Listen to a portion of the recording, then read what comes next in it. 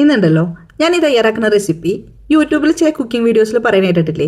ഇതൊരു വട്ടം ഉണ്ടാക്കി കൊടുത്താൽ മതി, പിന്നെ കുട്ടികൾ ഇങ്ങനെ ചോദിച്ചുകൊണ്ടേ ഇരിക്കും ഇത് ഉണ്ടാക്കി കൊടുക്കാൻ എന്ന് പറഞ്ഞ് ആ ഒരു ഡയലോഗിനെ അർത്ഥവത്താക്കുന്ന തരത്തിലുള്ള റെസിപ്പിയാണ് കേട്ടോ. അപ്പോൾ എൻ്റെ വീട്ടിൽ ഉച്ചയ്ക്ക് ചോറ് കറി ഉപ്പേരി സംഭവമൊക്കെ ഉണ്ടായാലും രാത്രി ആകുമ്പോൾ ഇവർക്ക് അതൊന്നും പറ്റില്ല. അവർക്ക് എന്തെങ്കിലും പുറത്തുനിന്ന് ഓർഡർ ചെയ്യണം, അല്ലെങ്കിൽ വേറെ എന്തെങ്കിലുമൊക്കെ ഉണ്ടാക്കി കൊടുക്കണം, അങ്ങനെയുള്ള വാശികളാണ്. അപ്പോൾ അങ്ങനെ ഒരു ദിവസം പുറത്തുനിന്ന് ഓർഡർ ചെയ്യുമെന്നും പറഞ്ഞ് ഇങ്ങനെ വാശി പിടിച്ചുകൊണ്ടിരിക്കുന്ന സമയത്ത് ഞാൻ പറഞ്ഞു ഇന്നിനി വേണ്ട.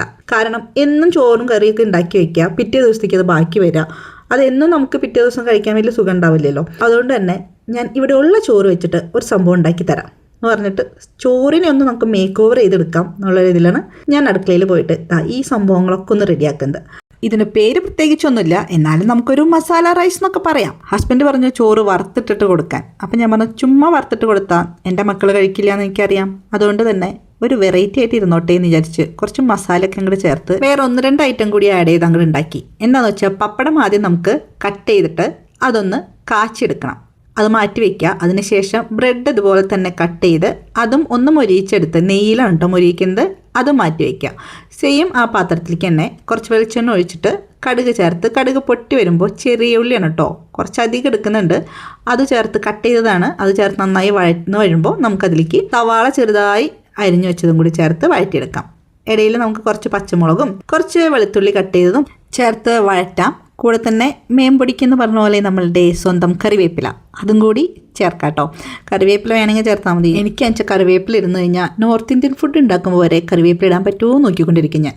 പിന്നെ കുറച്ച് ഉപ്പും കൂടി ചേർത്ത് നന്നായിട്ടൊന്ന് എല്ലാം കൂടി വഴറ്റിയെടുക്കുന്നുണ്ട്. നന്നായി വഴന്നു വരണം. ആ ഒരു സമയത്ത് നമുക്ക് മഞ്ഞൾപ്പൊടി, മുളക് പൊടി, അതുപോലെ തന്നെ കുറച്ച് ഗരം മസാല. മുളക് പൊടി ഞാൻ കാശ്മീരി ചില്ലി പൗഡറാണ് കേട്ടോ ചേർക്കുന്നത്. ഓൾറെഡി പച്ചമുളകൊക്കെ ചേർത്തിട്ടുണ്ടല്ലോ, ഭയങ്കര എരിവ് വേണ്ട, കുട്ടികൾക്ക് കഴിക്കാനുള്ളതല്ലെന്ന് വിചാരിച്ചിട്ടാണ്. അതൊക്കെ നന്നായി മൂത്ത് വരുന്ന സമയത്ത് വേണം നമ്മൾ വറുത്ത് വെച്ചിട്ടുള്ള പപ്പടവും ബ്രെഡും ചേർത്ത് കൊടുക്കാൻ. അത് ചേർത്ത് നന്നായിട്ടൊന്ന് ഇളക്കി യോജിപ്പിക്കുക കേട്ടോ. മസാലയൊക്കെ പപ്പടത്തിൽ പിടിക്കട്ടെ, എന്നിട്ട് വേണം നമുക്ക് ചോറ് ചേർത്ത് കൊടുക്കാൻ. ഇത് സാധാരണ നമ്മൾ ഉച്ചയ്ക്കൊക്കെ ഉണ്ടാക്കുന്ന ചോറുണ്ടല്ലോ, ഇവിടെ പൊന്നിയരിയാണ് വാങ്ങിക്കുക, അതാണ് കേട്ടോ. അത് ചേർത്ത് കൊടുത്ത് അതും നന്നായിട്ടൊന്ന് മിക്സ് ചെയ്യുക. പിന്നെ ലാസ്റ്റായിട്ട് നമുക്ക് കുറച്ച് മല്ലിയില അരിഞ്ഞതും കൂടി അതിൻ്റെ മുകളിലേക്ക് അങ്ങോട്ട് വിതറി കൊടുത്തു കഴിഞ്ഞാൽ ഈ ഒരു സംഭവം റെഡി ആയിട്ടോ. അങ്ങനെ നമ്മുടെ ഡിന്നർ റെഡി ആയി തന്നെ പറയാം. അപ്പോൾ ഞാൻ ലാസ്റ്റ് നോക്കിയപ്പോൾ കുറച്ച് ഉപ്പ് കുറവുണ്ടായി. അപ്പോൾ ഉപ്പൊന്ന് ഇങ്ങനെ വിതറി കൊടുത്തിട്ട് നന്നായി ഇളക്കി യോജിപ്പിച്ചെടുക്കുന്നുണ്ട്. മോൻ്റെ സ്വഭാവം വെച്ച് അവൻ എന്തെങ്കിലും വാശി പിടിച്ച പിന്നെ വേറെ എന്തെങ്കിലും ഉണ്ടാക്കി കൊടുത്താൽ ഇഷ്ടപ്പെടില്ലായിരുന്നു. പക്ഷേ ഇത് അവൻ ഒരു രക്ഷയില്ലമ്മേ, നല്ല ടേസ്റ്റായിട്ടുണ്ടെന്ന് പറഞ്ഞ് കഴിക്കായിരുന്നു കേട്ടോ. അവൻ മാത്രമല്ല ഹസ്ബൻഡും നല്ല ഇഷ്ടമായി, മോൾക്കും ഇഷ്ടമായി. അവർ എടുത്തെടുത്ത് ലാസ്റ്റ് എനിക്ക് ഉണ്ടായിരുന്നില്ല ഈ ഒരു സംഭവം കഴിക്കാൻ. പിന്നെ നെക്സ്റ്റ് ഡേ സ്കൂളിലേക്ക് ഇതന്നെ കൊണ്ടുപോകണം എന്ന് പറഞ്ഞിട്ട് പിറ്റേ ദിവസം ഞാൻ തന്നെ ഉണ്ടാക്കി കൊടുത്തു. അത്രയ്ക്കധികം അവർക്ക് ഇഷ്ടപ്പെട്ടിട്ടുണ്ട്. കുറേ ഒന്നും മസാല ഇടരുത് കേട്ടോ, കുറേശ്ശെ ഇട്ടാൽ മതി, എന്നാലാണ് അതിന് ടേസ്റ്റ്.